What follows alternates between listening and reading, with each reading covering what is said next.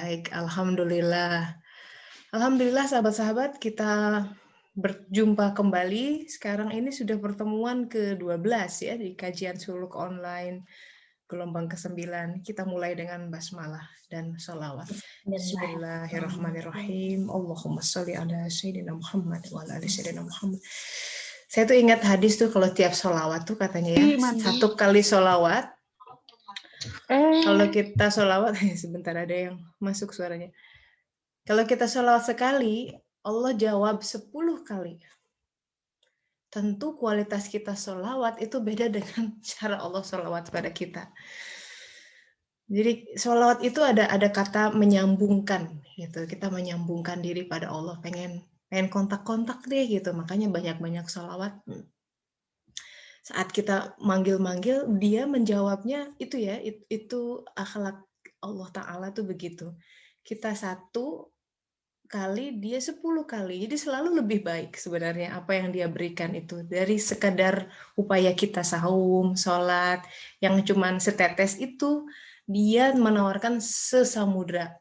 Nah, cuma yang jadi masalah kita, itu kita nggak paham begitu kita diberi sesamudra itu. Karena yang kita lihat setetes itu. Kalau kata Rumi itu, seseorang yang berdoa minta dibukakan satu pintu, padahal ratusan pintu lain yang dibuka. Memang kecuali pintu itu. Tapi dia kekeh gitu, dia bersikeras, pokoknya aku harus pintu itu. Kalau pintu itu tidak terbuka, aku tidak bahagia. Nah, jadi yang menutupi kebahagiaan kita sebenarnya kita sendiri. Pikiran kita, narasi di dalam otak kita yang mengatakan kalau nggak begini aku nesu gitu, kalau nggak begini aku tidak sukses, seperti itulah. Itu skenario. Nah, agama itu mendobrak cara kita memandang kehidupan. Upside down, ya semua diubah gitu. Hey, nggak gitu cara melihat kehidupan. Ada sudut pandang lain yang lebih nyaman. Begitu. Kita lanjutkan dulu eksplorasi kita tentang surat cahaya ya. Karena ini harus pelan-pelan gitu. Satu penggal aja dalam. Seperti halnya ayat-ayat Al-Qur'an lain. Mari kita mulai buka Al-Qur'annya surat An-Nur surat ke-24 ayat 35. Auzubillahiminasyaitonirrajim. Nah, kita kemarin sudah bahas tentang beberapa kata kunci ya. Cuma saya mau flashback lagi ke belakang. Kita ingin merenung sedikit nih tentang penggal ketika Allah Ta'ala berfirman, Allahu nurus samawati wal ard. Allah, sebentar, ada suara masuk ini. Ya, Allah nur, cahaya, as-samawati, petala langit. Jadi as-samawati itu lelangit, tidak hanya satu langit tapi lelangit. Wal ard. Allah cahaya semesta langit dan bumi. Kalau kita namakan langit, just to give perspektif tentang apa itu langit ya, saya pinjam ada foto tentang galaksi kita, galaksi Bima Sakti. Baru galaksi ini ya, kita bicara galaksi itu ada jumlahnya banyak sekali. Nah, di mana posisi bumi kita di dalam galaksi Bima Sakti katanya.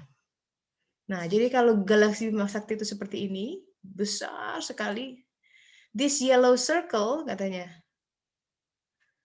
Jadi ada lingkaran kecil, bahkan bumi kita nggak nampak dari sini. Lingkaran kecil itu adalah jarak, kalau kita lihat ke langit di malam hari, itu bintang-bintang yang masih tampak berada dalam lingkaran itu. Jadi di luar lingkaran kuning udah nggak nampak, padahal masih banyak bintang-bintang lain. Itu baru satu Milky Way. Jadi kalau dikatakan langit ketujuh ketika Rasulullah SAW Mi'raj itu nggak terbayang sebenarnya. Kecepatan apa itu buruk itu bisa menembus langit 7 langit dalam semalam, kurang bolak-balik lagi itu ya. Kata-kata ini sahabat-sahabat apa sih maksudnya gitu ya dalam keseharian di kita hari ini? What's that mean? Ketika dia ini ingin memperkenalkan satu titik cahayanya, yang dimana satu cahayanya itu sudah meliputi petala langit dan bumi. Jadi apa yang ingin dia perkenalkan itu luar biasa dahsyat sekali. Sementara kita, waham kita, pikiran kita masih terkunci dalam dunia sebab akibat yang cupek curek sedikit ini. Kurang uang dikit, pusing. Ribut dikit dengan pasangan, sakit gitu ya. Dikasih sakit gigi sedikit, gitu ya. Kurang ini, khawatir itu. Setiap hari dalam kehidupan kita dihantui oleh hal-hal yang bahkan tidak menyentuh satu bima sakti itu keluasannya. Adalah pikiran kita yang membuat itu, wow, aku orang paling menderita seluruh dunia gitu. Padahal kalau dia mau lihat, hey, matahari masih bersinar, dia masih bisa bernafas, ya kan? Udara tersedia dengan bebas dan gratis gitu. Oke, we're in the middle of pandemic, nggak bisa kemana-mana, apa sih? Paling nggak bisa ngafe misalkan. Atau oke, sebagian orang punya masalah pada income misalkan. Yes, life is tough, it is. Saya nggak berusaha untuk mengecilkan sebuah arti kesulitan kehidupan, tapi mari kita melihat dengan sudut pandang yang lebih luas, bahwa sebenarnya kita wajib mengakui di balik semua kesulitan pun tetap karunia-Nya jauh lebih besar dibanding apapun yang tengah kita hadapi. Nah, jadi satu kata dia ingin mengenalkan Allahu nurus samawati wal ard. Dia ingin membuat wawasan kita itu besar gitu dalam kehidupan, bahwa kehidupan ini tidak hanya sekedar apa yang kita tempuh atau hadapi sehari-hari. Apalagi sebagai orang beragama, kita yakin bahwa ada kehidupan akhirat, bahwa kematian bukan akhir dari semua, tapi dia semata-mata pintu gerbang untuk menuju ke alam yang berikutnya, yang lebih jauh. Nah, kemudian kalimat itu diikuti dengan begini. Jadi ketika Allah mengatakan Allahu nurus samawati wal ard, itu wawasan kita dibuka tuh. Cahaya, petala langit dan bumi. Oke, ya satu. Kemudian disempitkan lagi, difokuskan lagi. Itu khas gaya bahasa Al-Quran, dibuka, expand, disempitkan, dibuka, expand, disempitkan. Seperti gerak kontraksi, relaksasi, kontraksi, relaksasi, itu jantung kan begitu, atau paru-paru. Di dalamnya ada kehidupan. Khas itu, kehidupan itu ada begitu, siang, malam, jadi harus ada yang bergantian. Kadang wawasan kita dibuka, kadang difokuskan lagi. Kadang jantung itu dilebarkan, kadang dia dikontraksikan. Supaya dia memompa darah. Kalau lebar terus, ngumpul di situ, gagal jantung ya. Kalau kontraksi terus, ya nggak bisa bergerak begitu ya. Kehidupan akan selalu demikian.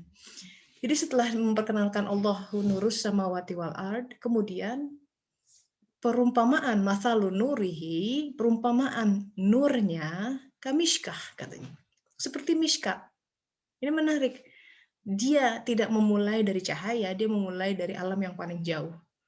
Begitu. Perumpamaan cahayanya, padahal diperkenalkannya kan nurus samawati disebut dulu langit wal ard. Ard itu disebut terakhir.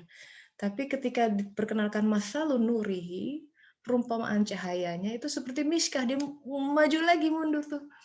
Seperti mishkah. Kita tahu mishkah itu gambaran dari raga. Alam yang paling jauh, kendaraannya jiwa. Di alam mulkiyah ini, tempat kita sedang berkiprah sekarang. Fiha yang menarik lagi, di bawah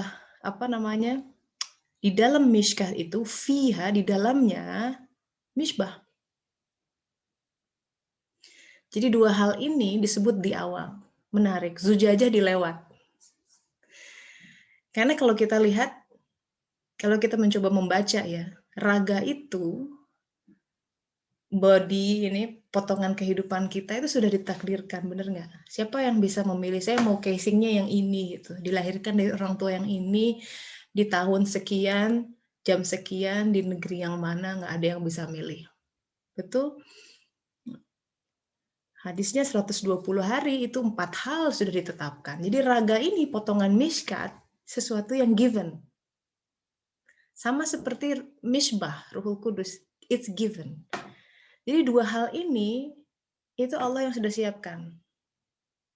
Kenapa? Karena desain mishkat itu akan menarik misbah. Indian. Jadi desain kehidupan kita masing-masing, sebenarnya kalau kita ikuti dengan berserah diri, ya, tawakal, itu Allah yang ngedesain itu. Bakal ketemu misbahnya. Pasti. Ayatnya bicara begitu. Kalau saja kita tidak menolak kehidupan kita tidak mengeluhkan, maka tidak hilang itu. Desain 120 hari kita, rezekinya, mautnya, bahagia, itu semua didesain. Kalau kita terima itu, treatment Allah siang dan malamnya, kadang-kadang luang, kadang-kadang sempit, ya, kadang-kadang banyak duit, kadang-kadang bokeh gitu. Kadang-kadang tenang kehidupan rumah tangga, kadang-kadang penuh dengan huru-hara gitu. Ya kan? Kadang-kadang kantor tenang, kadang-kadang ada bermasalah ya. Kadang-kadang damai, kadang-kadang difitnah orang. Itu treatment ilahiyah siang malam. Sama seperti kontraksi, relaksasi. That's how it works. Jangan kaget, dunia itu seperti itu. Kalau kita tenang terus, something's wrong. Either dibuat terlena, na'udzubillah, atau kita nggak paham kita berada dalam sebuah kesulitan yang besar. Jadi naturnya dunia itu dia kontraksi relaksasi. Allah tuh bilang berkali-kali, dan pada pergantian siang dan malam, kayak gitu. Pasti ada gelapnya, pasti ada terang kehidupan itu. It's part of life. Nah, jadi bukan masalah, aduh ini sekarang aku lagi gelap. Bukan, jadi kita bagaimana kita harus menyikapi siangnya dengan baik dan malamnya dengan baik. Seorang ulama di Bandung bilang, kalau kamu sedang ada di malam hari, jangan buru-buru bilang, ya Allah, tempatkan aku di siang hari, ya tenang, ini baru jam 2 pagi. Nikmati aja apa yang harus kita lakukan dan bisa kita lakukan di jam 2 pagi. Ada yang tahajud, ada yang bisanya cuma 2 rakaat, nggak apa-apa tidur lagi gitu ya. But we have to make the best dari semua desain ilahiyah yang dia desain untuk mishkat kita supaya misbah kita nyala. Sebenarnya begitu. Nah, kemudian suluk itu bicara pada manajemen zujajah. Oke, ketika Allah sudah bicara masalun nurihi, perumpamaan nurnya adalah seperti mishkah, di dalamnya ada misbah. Kemudian bicara al-misbahu, misbah itu fi zujajah. Nah, then we talk gitu. Ini bicara tentang suluk. Misbah itu ada di dalam zujajah. Dia sebagian besar orang misbahnya belum menyala. Kenapa? Karena zujajahnya masih kotor. Jangankan ke zujajah ya. Jadi ada sebuah nanti kita lihat. Ini ada solder ini. Satu persatu kita kupas proses untuk menyalakan misbah. Sebelum ke situ, untuk memperkaya khazanah Al-Quran tentang penciptaan 7 lapis langit ya, yang namanya misbah zujajah itu adalah dia ada qalb sebenarnya. Dia punya 7 lapis langit. Siapa yang bicara? Allah Ta'ala. Coba lihat surat Fussilat, surat ke-41 ayat 10 sampai 12. Di sini kita akan lihat betapa sinkronnya ayat Al-Quran satu sama lain dan tidak bertabrakan, tapi saling memperkuat. Saya bacakan terjemahnya ya. Auzubillahiminasyaitonirrajim. Dan dia ciptakan padanya gunung-gunung yang kokoh di atasnya. Dan kemudian dia berkahi. Ini bicara tentang pembentukan mishkah. Sama, dia tentukan makanan-makanan bagi penghuninya dalam 4 masa. Tuh. Ingat, 4 masa equal dengan usia 40 tahunan. Maka nanti di dalam surat lain dalam Al-Quran, Al-Ahqaf, diajarkan ada doa kalau orang masuk usia 40 tahunan. Supaya dia bisa bersyukur intinya. Karena kalau sudah 40 tahunan masih belum bisa membaca diri, repot. dia harus sudah fokus untuk menyalakan misbah itu. Semua bekal sudah diberi. Bekal itu ya berupa talent, ya kebisaan kita apa, rezeki yang melingkupi. Rezeki kan bisa dari orang tua, makanya doa itu didoakan orang tuanya karena rezeki kita tidak terpisah dari orang tua. Bakatnya orang tua bisa menurun kepada kita. Tapi juga sifat baik maupun sifat buruk itu diturunkan dari leluhur kita juga orang tua. Jadi dia ciptakan gunung-gunung yang kokoh di atasnya itu dulu ketika bumi belum dipasak oleh gunung-gunung, dia tidak stabil, dikatakan begitu. Sering gempa. Gunung itu sahabat-sahabat lambang dari ilmu pengetahuan. Kalau diri kita tidak berilmu, kurang belajar Al-Quran, kurang ngaji, pasti gampang gempa dalam kehidupan. Dikit-dikit gemetar, dikit-dikit khawatir, banyak hal yang bikin kita shaky gitu. Beda, karena kalau kita tidak paham bagaimana kita tackle kehidupan, bagaimana merespon, bagaimana Rasulullah memberikan guidance, Allah memberikan guidance, kita tuh gampang sekali diombang-ambing oleh fenomena sedikit aja, nyamuk lewat, kayak lalat ya. Apalagi pandemi, gimana bacanya pandemi juga? Belum lagi kalau tsunami, dalam tanda kutip ya, ada gelombang huru hara dalam keluarga besar. Bagaimana cara membacanya? Padahal ya, buat orang beriman, langit mau runtuh aja tuh hatinya tuh nggak bergetar harusnya. Saya jadi ingat ini. Allah tuh luar biasa ya. Paspor saya itu dibikin hilang, sahabat-sahabat. Aneh. Selalu ada di situ. Padahal, dan Masya Allahnya lagi, dalam buku paspor saya itu ada sampulnya, dan di dalamnya saya simpen tuh semua. Jadi kalau saya mau ganti tas, gampang. Di dalam paspor itu ada izin tinggal saya, resident permit, dan SIM, SIM Belanda. Itu satu buku aja dibikin hilang, nggak tahu kemana, aneh, misterius. Nah, kalau udah begitu saya suka memperhatikan gini, gejolak hati saya. Apakah panik gitu ya, atau jadi nggak bisa tidur, atau jadi pusing gitu. Itu yang saya perhatikan. Karena itu kan sesuatu yang menggoncang, ya enggak? Itu seperti suatu gempa gitu, sesuatu yang, karena yang saya pikirkan begini, males ngurusnya, ya kan, mesti ke polisi, satu mesti ke Solo, keluar kota, wah, belum paspor ke Indonesia, ke embassy itu waiting listnya berbulan-bulan, sementara kita punya rencana ke Swedia misalkan, itu harus di cancel, nah kayak gitu-gitu. Saya pikir, saya perhatikan ya sahabat-sahabat, ini ada satu fenomena, sesuatu hilang. Oke. Kemudian saya perhatikan yang membuat kita gelisah itu semua adalah mekanisme yang terjadi dalam pikiran kita sendiri. Which is kalau saya let go of, jadi misalkan ya udah nggak usah aja liburan ke luar negeri misalkan, itu dilucuti satu persatu, kemudian kegelisahan itu dengan otomatis akan mereda gitu. Nah, coba perhatikan dalam diri kita masing-masing, karena ini bicara tentang gunung-gunung yang kokoh ya. Cara kita merasionalisasi kehidupan itu membantu sebenarnya untuk mengokohkan diri. Cara kita berpikir dengan baik saja, ya kita nggak usah bicara dulu tentang kekuatan jiwa dan lain sebagainya. Cara kita rasio diaktifasi dengan baik, itu pun sudah membantu sebenarnya. Kita memandang kehidupan dengan lebih objektif. It is what it is. Nggak usah ditambahi oleh sebuah muatan lain, dan itu akan membuat kita jadi dramatis gitu, drama queen. Padahal kehidupan, ya amin, ya oke, jalani aja. Allah mungkin, saya jadi yang membantu saya jadi tenang, oh mungkin Allah ingin saya jalan-jalan, ngurus sana sini, semua pasti ada kebaikan di antaranya. Yang saya rasakan lebih tenang. Begitu. Kita merubah narasi yang ada di pikiran kita. It helps ternyata. Itu adalah fungsi pancang-pancang itu, gunung-gunung yang kokoh. Jadi pikiran kita itu harus kita kendalikan, di manage untuk membuat kita menjadi lebih bisa merespon kehidupan dengan lebih appropriate gitu. Kita kembali ke ayatnya ya.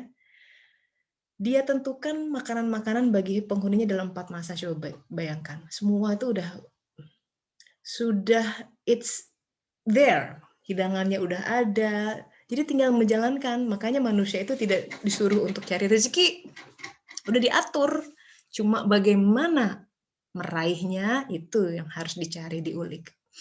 Nah, kemudian ayat berikutnya, sahabat-sahabat, ini yang 7 lapis langit itu. Kalau sudah beres buminya, kemudian dia menuju ke langit.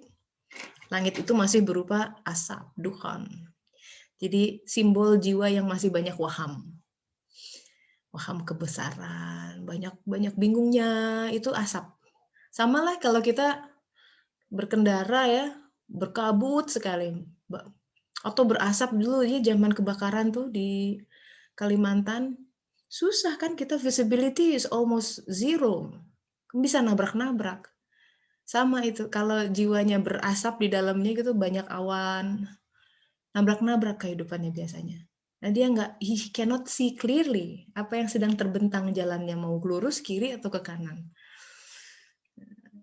Nah, kemudian dalam kondisi jiwa yang masih berasap itu, dia berfirman kepada langit ya, dan kepada bumi. Datanglah kamu berdua menurut perintahku, tau'an au karhan, patuh atau dengan sukacita atau terpaksa. Dan keduanya menjawab, kami datang dengan patuh. Kami datang dengan patuh. Saya bersukacita, saya labbaik Allahumma labbaik. Itu kan dalam haji itu begitu. Saya datang ya Allah. Jadi saya datang tuh bukan semacam gerak fisik saja, tapi begitu tadi pagi saya kena kotoran burung, bompung, bush. Kacamata saya, labbaik Allah labbaik. Saya datangi ini. Engkau hadirkan ini, saya datang, saya terima. Labbaik Allahumma labbaik. Hanya dengan itu ayat berikutnya bunyi. Lalu diciptakan 7 langit dalam 2 masa. Baru bunyi.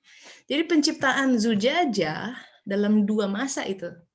Jadi kalau dia order 40-an tahun, 2 masa tuh lebih cepat ya. Mungkin 8 atau 10 tahun, 20 tahun tergantung ya. Kalau Allah sih bisa kun fayakun. Tapi bicara tentang 7 lapis langit, artinya si kolbnya dikembangkan. Yang tadinya penuh asa, penuh kebingungan, ya, penuh amarah, penuh dendam masa lalu. Asap-asap itu dan asap-asap kehidupan yang belum hilang.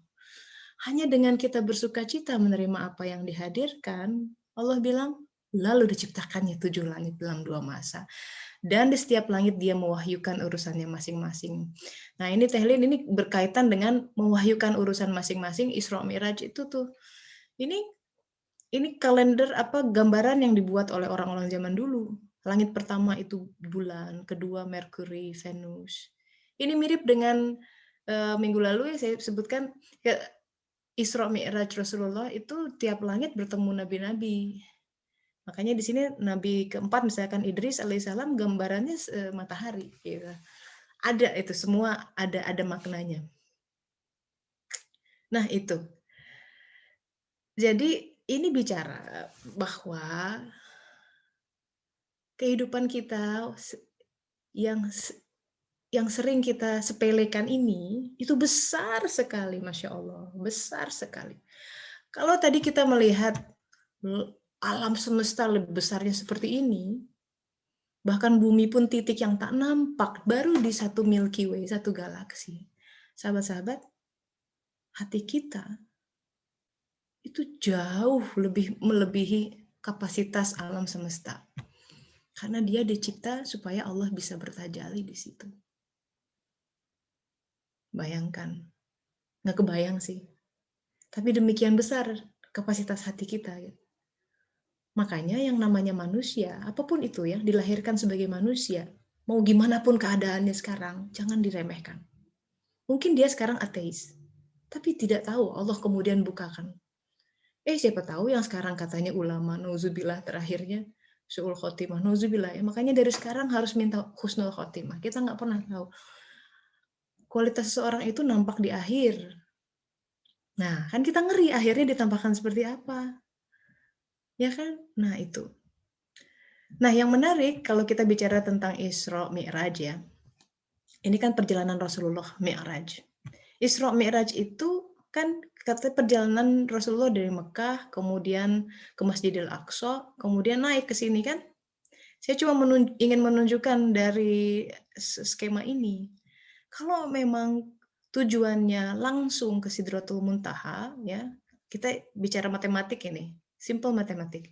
Kenapa mesti melakukan Isra, kemudian Mi'raj? Kenapa nggak dari sini, pum, langsung resultat di sini? Kan lebih dekat, ya nggak? Kita belajar di matematika, resultat ini lebih dekat daripada jarak dari sini, ini ditambah ke sini. Ya itulah, kalau dalam agama itu nggak bisa kayak gini lihatnya. Karena ada makna, kenapa harus Isra? Dalam pandangan pemahaman saya per saat ini, kita tuh nggak bisa Mi'raj kecuali sebelum Isra dulu. Sama seperti ayatnya ini. Mi'raj itu ya, 7 langit dikembangkan hanya ketika kami datang dengan batu. Tapi ini pun baru muncul ketika ada pembicaraan tentang makanan-makanan yang ditentukan dalam 4 masa. Jadi ini bicara tentang ayat pertama bicara tentang bumi, ayat kedua bicara tentang kesukacitaan mengikuti apa yang ada di bumi. Nah, baru ayat 12-nya bicara tentang langit yang dikembangkan jadi 7, Mi'raj. Kalau bicara Mi'raj, kita ingat sholat itu Mi'rajnya orang iman, mukmin.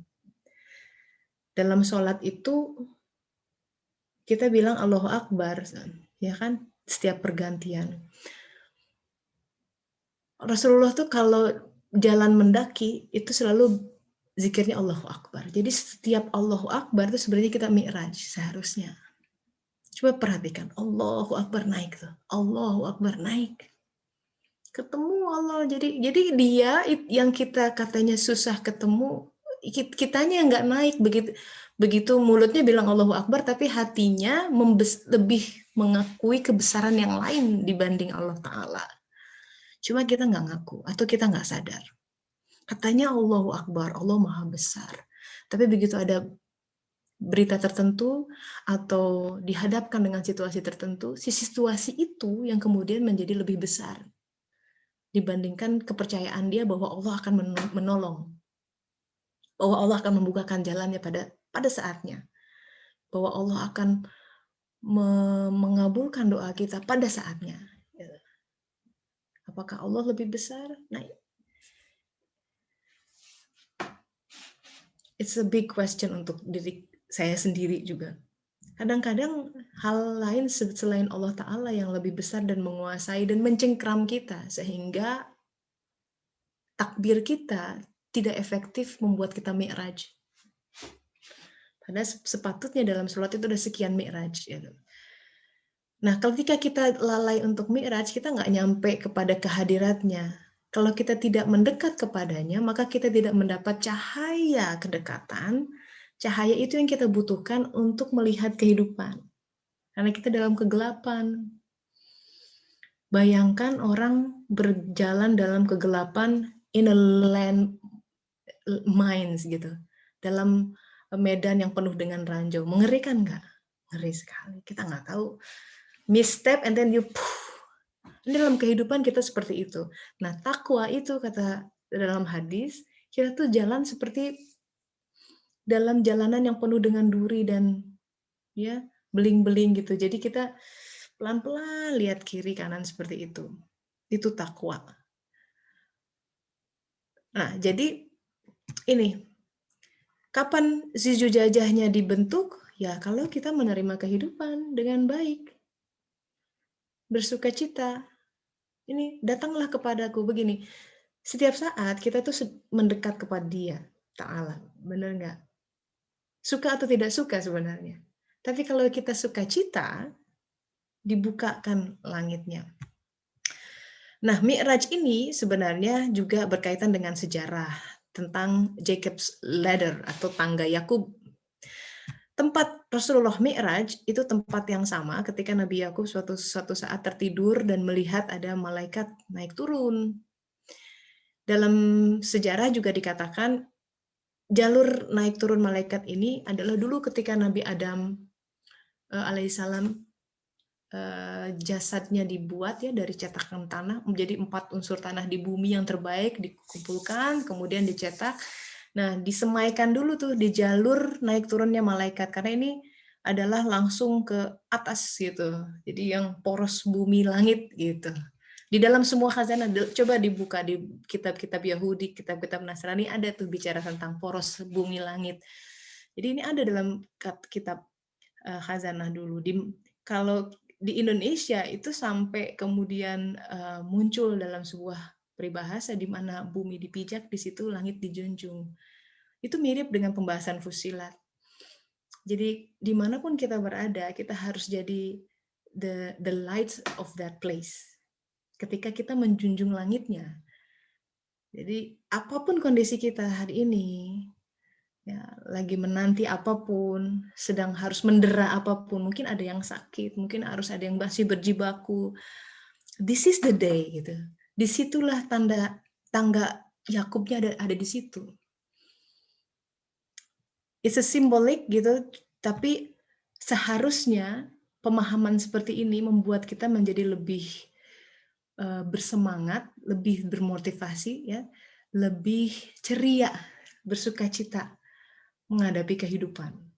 Karena itu maksudnya agama ini diturunkan supaya kita lebih bersukacita, lebih bahagia karena Allah sebenarnya ingin kita tuh bahagia. Cumanya kita yang belum paham bagaimana cara melihatnya. Gitu ya. Nah, terakhir nih supaya nggak terlalu banyak materi gitu ya. Saya wrap up dalam sebuah skema seperti ini. Jadi kita bicara tentang ada mishkat ya. Mishkat ini kalau kita jeli melihat ada sebuah ruang kosong antara mishkat, jadi ada ruang hampa gitu ya. Ada ruang antara mishkat dengan zujajah. Jadi si zujajahnya tidak menempel pada mishkat, tapi ada ruang. Nah, itu disebut dengan ruang sodar. Jadi ruang sodar itu yang berkaitan antara dua hal. Dia ada mishkat, jadi seperti barzakh antara mishkat dan qalb kita. Makanya apa-apa yang masuk, sodar itu banyak di dalam Al-Quran. Bisa dilihat sudri, sodri, di dalam dadamu. Gitu. Dada itu berkaitan dengan nur Islam kalau kata Imam At-Tirmizi. Jadi kalau seseorang Allah berikan nur Islam, itu dadanya mulai bersinar. Tandanya seseorang mulai dapat nur Islam apa? Dia mulai mau beribadah. Tiba-tiba mau sholat. Ya nur Islam nih ya. Tiba-tiba mau saum. Alhamdulillah nih kalau kita sudah puasa, alhamdulillah punya nur Islam. Yang lain susah. Ya, logikanya bilang ngapain lah, udahlah susah. Tapi berserah diri, ya mau jadi melaksanakan hal-hal yang rasionalnya ditundukkan tuh demi keberserah-dirian, itu sudah dapat nur Islam. Nah, nur berikutnya adalah nur iman. Nah, nur iman yang akan mencahayai zujajah. Nanti nur ihsan itu mencahayai misbah ini. Dan akhirnya nur tauhid ini yang menyatukan ini semua. Makanya kita kalimat tauhid la ilaha illallah dari awal sudah jadi pertanda syahadat. Begitu orang sudah bilang asyhadu alla ilaha illallah, tidak cukup di situ karena jalannya harus melalui wa asyhadu anna Muhammad Rasulullah. Dalam Al-Qur'an dikatakan, Rasulullah mengatakan ikutilah aku maka Allah akan mencintaimu. Jadi itu.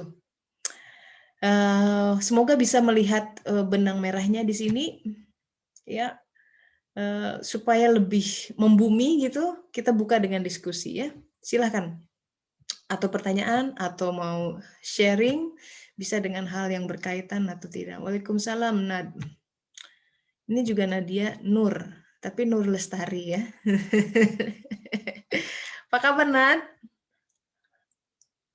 Kamu lagi di mana nih? Kok ada di belakangnya Regional Scientific Meeting? Mana? Oh salah ya? Nggak apa-apa.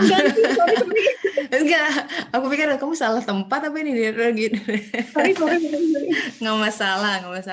Lagi di mana? Jakarta atau di Kudus? Di rumah. Di rumah di mana? Kamu kan citizen of the kamu suka keliling-keliling gitu. Di Kudus, alhamdulillah. Iya. Ini Nadia ini teman seangkatan saya di kedokteran. Nanti lupa gimana caranya ganti ya? Nggak apa-apa lagi. Nggak cuma catchy aja gitu. Gimana Nat? Kamu pusing nggak nih materi hari ini? Ya lumayan sih, Sa. Lumayan pusing ya, ini susah, ini sih harus pelan-pelan gini. Makanya saya baru pertemuan ke-10 baru masuk ke sini gitu. Tapi harusnya bisa ada yang sedikit aja ya dijadikan sebagai gitu, pegangan. Iya, ya rasanya udah bertahun-tahun ya, Sa. Apa? Ya emang. Yang ini masih apa ya? Kayaknya masih belum dapet, Sa. Jadi ya apa ya? Rasanya tadi bilang apa ya, Sa? Susah ngomongnya. Nggak apa-apa. Go on. Saya sambil dengerin. Ya. Apa yang paling yang pusingnya di mana? Yang masih nyalain oven. Rasanya sih apa ya? Bersyukur sih akhirnya lihat ada Nur Islam. Oh iya, alhamdulillah udah insya Allah dapet gitu ya. Bismillah. Dulu kan kayaknya di gambar ini tuh Nadi kayaknya nggak ada, baru dapet ini sih, Sa, baru dapet ini Nur Islam, yang ini Nur Iman, itu Nur Ihsan. Oke, dulu masih nanti sering bolos gitu ya, saya. Iya. Tapi yang terasa aplikatif gitu apa mungkin yang bisa membantu? Oke, this is teorinya, cuman bagaimana membumikannya itu yang jadi obsesi saya tuh sebenarnya, gimana membumikan Al-Quran supaya ini satu teori ya kan, tapi supaya dia bisa jadi berdaya guna, bagaimana kita menghadapi keseharian kita gitu, fenomena. Nah, in your case, how does it help gitu? Kayaknya sih baru kejadian sekali ya, Sa. Waktu pernah ada sedikit gonjang-ganjing di hati. Terus galaunya udah berhari-hari kan, waktu itu dia sempat japri ya, Sa. Terus ya nggak sengaja waktu itu pas buka Al-Quran, kan memang tak coba baca artinya karena kan banyak nggak ngertinya ya, Sa. Jadi baca artinya ternyata tentang rezeki kalau nggak salah waktu itu ya, saya. Ya. Ya intinya sih rezekinya Allah yang atur rezekinya, nggak usah repot-repot gitu loh. Iya. Bingung kemana keluar, kemana masuk, nggak, pokoknya terima ya udah. Selalu ada saluran keluarnya, alhamdulillah gitu. Betul.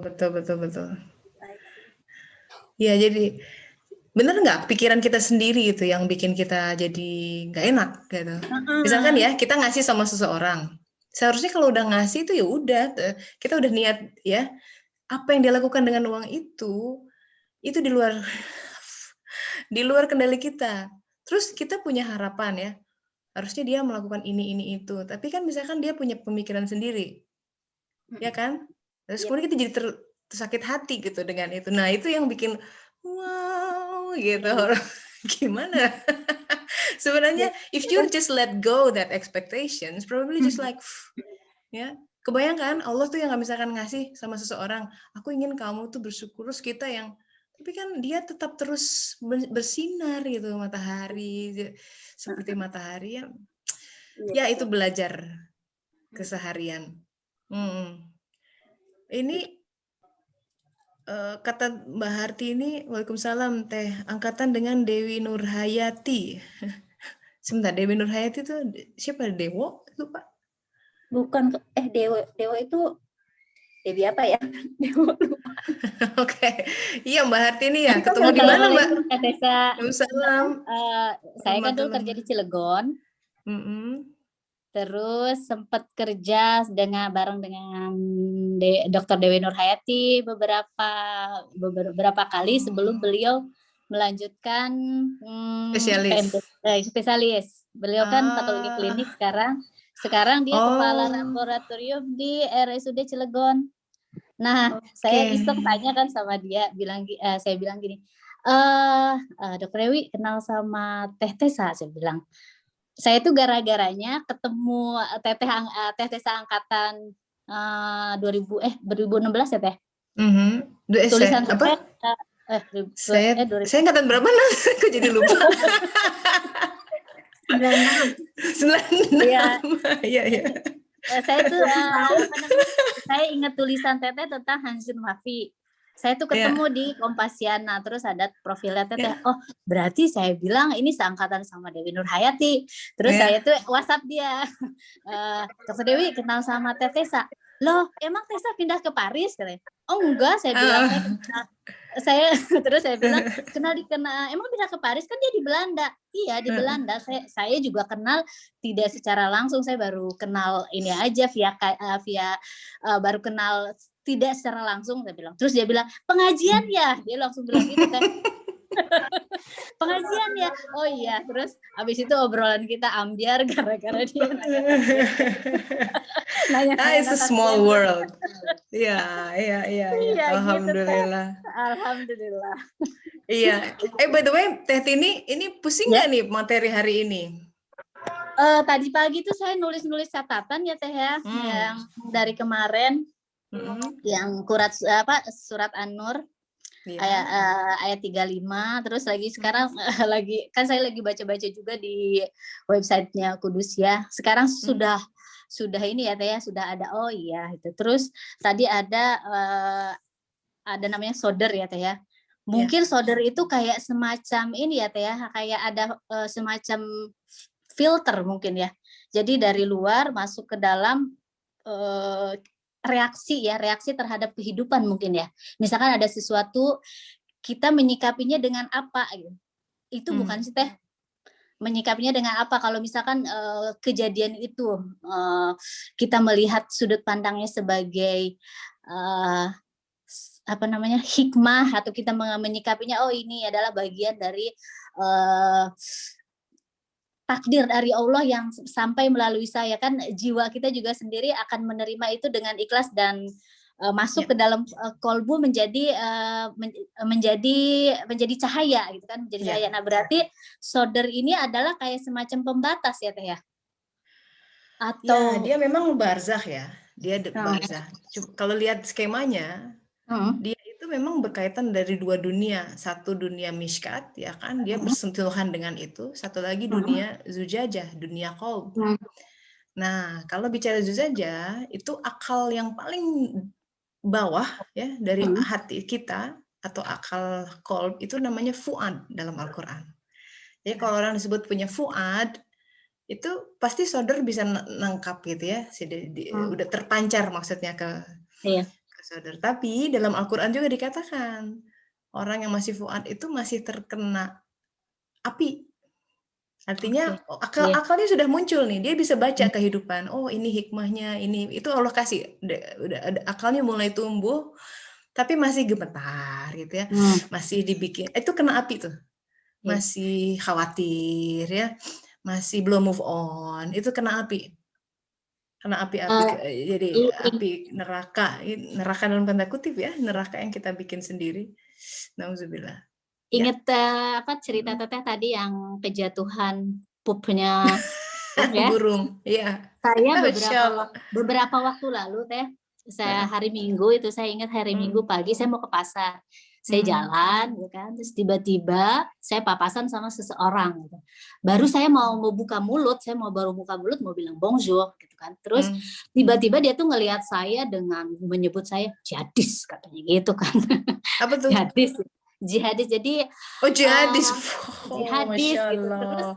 Dan ini konotasinya buruk ya berarti ya. Padahal kan jihadis tuh, waduh. Jihadis gitu kan. Terus saya langsung saya respon saya, ya Allah, apakah ini jawaban engkau bahwa saya sejak saya 40 tahun itu, tiba 40 tahun itu saya merasa kayak apa ya Teh ya, kayak keinginan untuk lebih baik karena ya ingat kematian semakin mendekat gitu ya. Betul. Jadi saya mungkin dulu mungkin saya reaksinya jadi saya ciut mungkin ketemu orang, karena beberapa kali saya juga punya pengalaman juga, pernah juga dibegitukan sama orang pelangi ya. Waktu itu ada saya belanja di toko. Tiap itu tuh ketemu terus kasirnya si mas-mas pelangi. Saya tahu mas-mas pelangi itu karena dia waktu itu persiapan mau parade ya. Tiap kali saya ke situ dia tuh nggak pernah ramah Teh. Pernah suatu kali pas ada saya dia tuh motong, manggil temennya, nggak mau melayani saya. Terus qadarullah Teh, suatu hari dia tuh lagi natain barang. Dati mataran di tangannya penuh, terus tiba-tiba jatuh, belum gitu kan? Ada saya di belakang. Saya spontan dong, saya bantuin. Boleh saya bantu? Saya tanya dulu, boleh saya bantu? Anda mau saya bantu? Saya tanya. Oh dia dengan menunduk, dengan menatap saya. Oh iya, karena kalau enggak dia barangnya jatuh semua gitu. Akhirnya saya bantuin. Beberapa waktu kemudian saya belanja, kebetulan toko langganan itu di Paris. Kebetulan saya balik ke si mas-mas itu lagi, si mas pelangi. Ya Allah Teh, saya sampai kaget dia itu.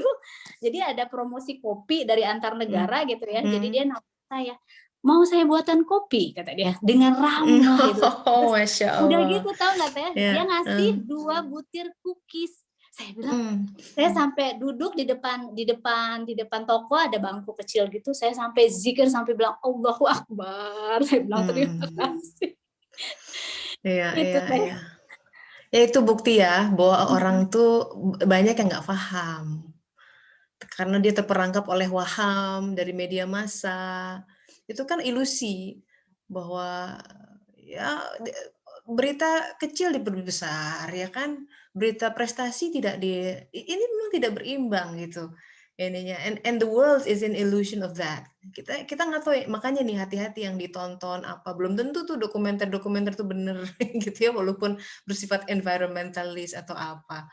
Nah itu, ini era dimana, jadi gini ya sahabat-sahabat, kita ini berhadapan dengan sang pembuat makar, aktornya tuh Allah sudah bikin dari zaman dulu, namanya Azazil dulu ya. Jadi iblis gitu kan. Dia itu masih hidup dari zaman Adam sampai sekarang. Coba bayangkan, masih hidup. Dia tahu selah-selah orang tuh kayak gimana. Oh, kayak gini mah kasih yang begini jatuh. Jadi sebenarnya ya ini peperangan yang kita nggak bisa. It's impossible to win menghadapi musuh seperti ini. Itu musuh baru di luar. Belum binaannya dia itu ada dalam diri. Bulan Ramadan itu setan-setan diikat, begitu kata ya dalam hadis dikatakan. Tapi kok kejahatan masih ada? Ya binaan-binaannya masih berkeliaran, si hawa nafsunya masih berbesar. Bukti bahwa dia sukses membuat pendidikan. Jadi sifat-sifatnya tertular gitu. Dia secara aktor, ini bulan Ramadan. Jadi sebenarnya ini bulan betul-betul luar biasa kita harus manfaatkan karena ini satu elemen yang melumpuhkan kita dikunci. Besar sekali ini bantuannya. Maka dibantu dengan melumpuhkan, dimulai dari syahwatnya, dilemahkan melalui tidak makan selama sekian jam. Syahwat otomatis melemah. Kalau syahwat melemah, nanti hawa nafsunya ngikutin.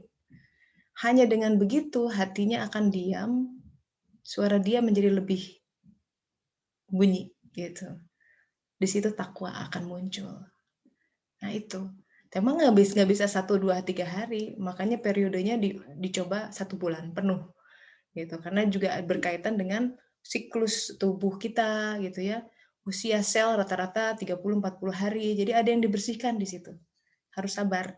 Ya, ini baru minggu awal ya, menjelang minggu kedua, inilah. Cuma pesan saya hari ini ya, pesan kita nih bahwa kita sudah masuk kepada pembahasan tentang surat An-Nur, di mana kalau kita bicara banyak sekali kaidah dan peristiwa besar dalam agama itu berkaitan sebenarnya dengan diri kita sendiri, tentang tangga ke langit, bahwa 7 lapis langit ada di dalam diri kita, dan itu hanya bisa terbongkar. Ini hukumnya dalam surat As-Fussilat, udah ini urutannya 10, 11, 12. Pertama, bumi kita dirapikan, ya, kerjaan kita apapun lah, sebagai ibu rumah tangga mesti bersihin bumi kita. Itu semesta yang melingkupi kita yang bisa teridentifikasi oleh panca indera ini, rapikan dulu. Setelah itu rapi, baru kita bisa mengaca. Kemudian kita bilang kepada Allah, labbaik Allahumma labbaik, saya datang ya Allah, saya terima ini kehidupan, termasuk dengan 40 hari ya, maksudnya 4 masa yang dia sudah ciptakan. Yang lalu, yang sekarang, terima. Hanya dengan nerima, dan saya bilang saya terima dengan sukacita, baru si langit dikembangkan. Apa makna pengembangan langit? Kita jadi lebih paham dalam kehidupan itu, kata Rasulullah pun, Al-Quran tuh ada 7 lapis makna. Hidup juga begitu. Coba, kalau tidak Allah ajarkan, saya akan contoh ya, tadi pagi, si kena bom bird poop itu. Saya mungkin akan hanya terpana pada sebuah fenomena lahiriah, ada kotoran burung, mungkin saya akan misuh-misuh, selesai. Tapi dengan bantuan Allah, ada sisi lain dari sekedar hanya kejatuhan kotoran burung. Coba, ada makrifatnya di situ, dan itu yang indah. Oh, ya Allah, engkau, nah itunya tuh. Makanya di semua hal itu ada tangganya.